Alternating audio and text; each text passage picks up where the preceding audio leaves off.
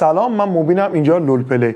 این قسمت دومی که راجع به چمپیون های سریال آرکین میخوام ضبط کنم براتون. اومدم تو قسمت قبلی یه سری چمپیون رو که توی سریال آرکین هستن بهتون معرفی کردم، مثل جینکس، وای، وارویک، جیس و سینگ. این چمپیون ها توی سریال آرکین به عنوان شخصیت ها حضور دارن و اومدم بهتون توضیحاتی درباره ویژگی ها و توانایی های این چمپیون ها توی بازی دادم. We will show them all.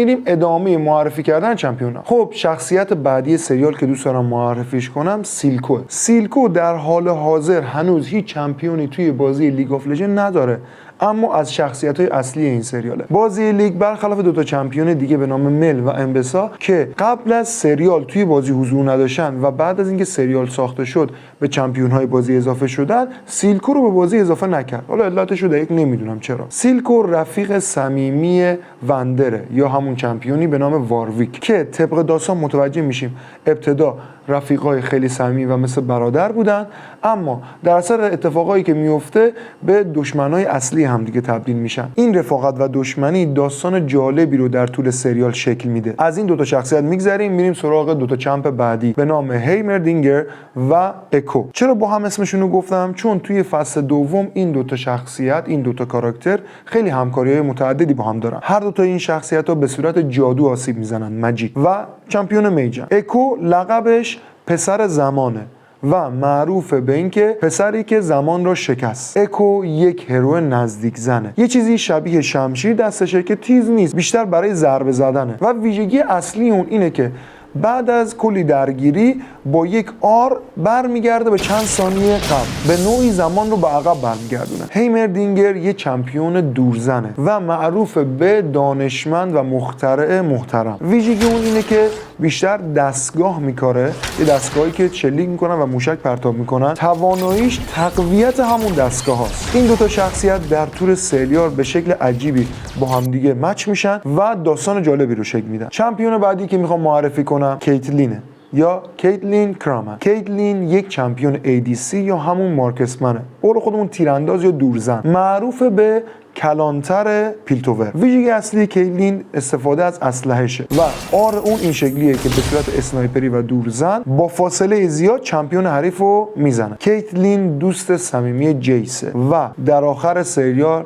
تبدیل میشه به معشوقه وای. توضیحات بیشترش رو سانسور میکنم. دو تا چمپ بعدی مل مدردا و امبسا مدردا یا امبسا. امیدوارم روی تلفظشون خیلی بهم گیر ندین. خب میدونیم ممکنه شکل‌های مختلف تلفظ بشن. چرا با هم گفتم این چمپیون ها رو؟ برای اینکه مادر و دختر هستن. البته رابطه مادر دختری خیلی دلنشینی ندارن. نکته جالب راجع به این دو تا چمپیون اینه که قبل از سریال آرکین اصلا چمپیونی توی بازی نداشتن. بعد از اینکه توی سریال آرکین حضور پیدا کردن، بازی لیگ چمپیون های اونا رو هم به بازی اضافه کرد. مل یه چمپیون میجه که آسیب ماجیک میزنه. ویژگی اصلی و جالب اون اینه که آسیب و ابیلیتی که به اون میزنید کامل بهتون برمیگردونه، به قول خودمون آینه میکنه. امبسا مادرش معروف به مادر جنگ، یک چمپیون فایتر و اساسینه. این مادر دختر از خانواده مدردا هستن، از بزرگان نکسوس. توی کلیپ‌های قبلی توضیح دادم نکسوس یکی از قوم‌های بازی لیگ آف لژند. اتفاقای عجیب غریب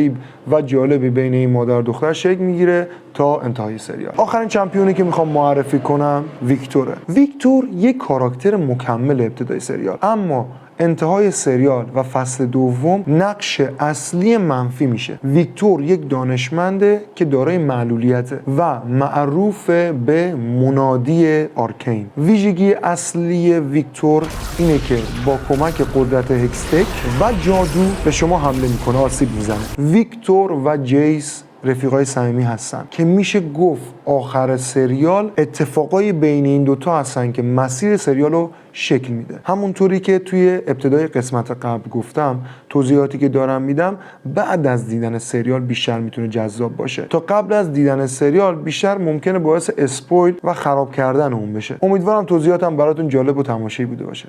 خیلی مخلصیم.